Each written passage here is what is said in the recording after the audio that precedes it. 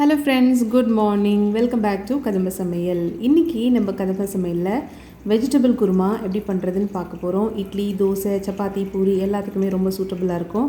இன்னொரு விஷயம் என்னென்னாக்கா, இன்றைக்கி நான் போட்டிருக்கேன் இந்த வீடியோவில் நான் எந்த எடிட்டிங்குமே பண்ணல. எப்படி நான் குக் பண்ணும்போது எப்படி எடுத்தனோ அப்படியே நான் போட்டிருக்கேன் ஃபாஸ்ட் ஃபார்வர்ட் வச்சு. ஸோ வீடியோ ஃபுல்லாக பார்த்துட்டு இந்த மாதிரி போடுறது உங்களுக்கு பிடிச்சிருக்கான்னு சொல்லிட்டு கண்டிப்பாக கமெண்ட் பண்ணுங்கள். நம்ம சேம் மெத்தடையே ஃபாலோ பண்ணலாம் கோயிங் ஃபார்வர்ட்.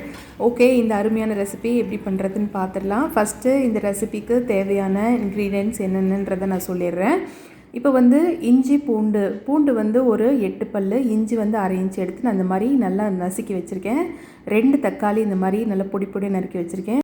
100 கிராம் சின்ன வெங்காயம் இந்த மாதிரி பொடி பொடி நறுக்கி வச்சுக்கோங்க. அது கூடவே நம்மளோட மசாலா ஐட்டம் பட்டை, கிராம்பு, ஸ்டார் பூ, பிரிஞ்சி இலை, அப்புறம் கல்பாசி இதை எடுத்துக்கோங்க. கூடவே நம்மளோட வெஜிடபிள்ஸ் நான் கேரட், உருளைக்கிழங்கு, காலிஃப்ளவர் எடுத்திருக்கேன். நீங்கள் வேணும்னா பட்டாணி, பீன்ஸும் கூட சேர்த்துக்கலாம். அவ்வளோதான். இந்தந்த ஐட்டம்ஸ்லாம் நம்ம தாளிக்கிறதுக்கு யூஸ் பண்ணிப்போம். இப்போ அடுப்பில் வானல் வச்சாச்சு. வானல் வச்சுட்டு இது கூட 3 டீஸ்பூன் எண்ணெய் கொஞ்சம் காஞ்சதுக்கப்புறமா நம்மளோட அந்த ஸ்பைசஸ்லாம் இதோட சேர்த்துக்கலாம். சேர்த்து இது சும்மா 2 பெரக்கிட்டு நல்லா பொடியாக நறுக்கி வச்சுருக்க சின்ன வெங்காயத்தை சேர்த்துக்கலாம். சேர்த்து நல்லா வதக்கிக்கோங்க. வெங்காயம் நல்லா வதங்கி லைட் ப்ரௌன் கலரில் மாறணும். பாருங்கள், இப்போ நல்லா கலர் மாறிடுச்சு. இப்போ நம்மளோட இஞ்சி பூண்டு தட்டி வச்சுருந்ததை சேர்த்து இதையும் நல்லா இப்படி வதக்கிக்கோங்க. ரா ஸ்மெல் போகிற வரைக்கும் வதக்கிட்டு 2 தக்காளி பொடி பொடியாக நறுக்கி வச்சுருந்தது சேர்த்துக்கலாம். சேர்த்து இதையும் நல்லா வதக்கி விட்டுட்டு இதோட நம்மளோட வெஜிடபிள்ஸ் சேர்த்துக்கலாம். சேர்த்து இதையும் நல்லா எல்லாத்தோட சேர்த்து கலந்து விட்டுருங்க. நல்லா கலந்து விட்டுட்டு இது எல்லாமே கொஞ்சம் ரா ஸ்மெல் போகிற அளவுக்கு வதக்கிக்கோங்க. இது கூட இப்போது 1/4 டீஸ்பூன் மஞ்சள் தூள், தேவைக்கேற்ற அளவுக்கு உப்பு சேர்த்து இதை நல்லா கலந்து விட்டுக்கலாம். இந்த காய்கறியெல்லாம் அப்படியே ஒரு 2 நிமிஷத்துக்கு நல்லா பரட்டிக்கோங்க. இதிலே ஒரு கால்வாசி வெந்துடணும். அந்தளவுக்கு நல்லா வதக்கிக்கோங்க. நல்லா வதக்கினதுக்கப்புறமா இதில் நமக்கு தேவையான அளவுக்கு தண்ணி ஊற்றி நல்லா கொதிக்க விட்டுடலாம். இப்போ இந்த காயெல்லாம் வேகிறதுக்குள்ளே இதில் அரைச்சி ஊற்றுறதுக்கு மசாலா நம்ம ரெடி பண்ணிக்கலாம். அதுக்கு 3 பீஸ் தேங்காய், 1 டீஸ்பூன் சோம்பு, கொஞ்சம் பட்டை, 3 லவங்கப்பூ, 4 பச்சை மிளகாய், 1 கைப்பிடி புதினா, அப்புறம் ஏற்கனவே ஊற வச்சுருக்க 7 முந்திரி பருப்பு, ஒரு ஸ்பூன் கசகசா.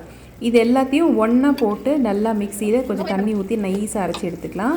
இப்போ இது நம்மளோட கொதிச்சிட்ருக்க இந்த குருமாவில் ஊற்றி நமக்கு தேவையான அளவுக்கு திக்னஸ் பார்த்து தண்ணினும் சேர்த்து ஊற்றிக்கோங்க. ஏன்னா நம்ம முந்திரி பருப்பு சேர்த்து அரைச்சி ஊற்றுறதுனால இது கொதிக்க கொதிக்க நமக்கு திக்னஸ் கொடுக்கும். நமக்கு தேவையான அளவுக்கு தண்ணி ஊற்றிட்டு இந்த டைமில் நீங்கள் உப்பு செக் பண்ணிக்கோங்க. நான் உப்பு கொஞ்சம் கம்மியாக இருக்கிறதுனால நான் கொஞ்சமாக உப்பு சேர்த்துக்கிட்டேன். இது ஒரு 4லேருந்து 5 நிமிஷம் வரைக்கும் நல்லா கொதிக்கட்டும். கொதிச்சதுன்னா நம்மளோட அருமையான குருமா சூப்பராக ரெடி ஆகிடும். நம்ம இட்லி, தோசை, சப்பாத்தி, பூரி எல்லாத்துக்குமே இது ரொம்ப செமையான காம்பினேஷனாக இருக்கும். நான் இன்றைக்கி பூரி தான் செஞ்சேன். பூரிக்கும் இந்த குருமாக்கும் அட்டகாசமாக இருந்தது. பாருங்கள், நம்மளோட குருமா சூப்பராக கொதிச்சிட்ருக்கு. இப்போது ராஸ்மெல்லாம் போயிட்டு நல்ல மணமாக இருக்குது. குருமா நல்லா வாசனை வந்துருச்சு. இந்த டைமில் நம்மளோட குருமா ஆஃப் பண்ணிக்கிட்டு இது மேலே கொஞ்சம் பொடி பொடியாக நறுக்கின கொத்தமல்லி தழைகளை சேர்த்துட்டோன்னா நம்மளோட சூப்பரான குருமா ரெடி ஆகிடும். அவ்வளோதாங்க, குருமா ரெடி ஆகிடுச்சு. இப்போ அடுப்பு ஆஃப் பண்ணியாச்சு. ஆஃப் பண்ணிவிட்டு கொத்தமல்லி தழையை தூவியாச்சு. அட்டகாசமான குருமா ரெடி. ரொம்ப ரொம்ப சிம்பிளான ரெசிபி தான். கண்டிப்பாக ட்ரை பண்ணுங்கள். முக்கியமாக இந்த வீடியோட ஃபீட்பேக் எப்படி இருந்ததுன்னு கமெண்ட்டில் மறக்காமல் போடுங்க. இந்த வீடியோ பிடிச்சிருந்தா உங்கள் ஃப்ரெண்ட்ஸுக்கும் ஷேர் பண்ணுங்கள், லைக் பண்ணுங்கள். மறக்காமல் நம்ம சேனலுக்கு சப்ஸ்கிரைப் பண்ணுங்கள்.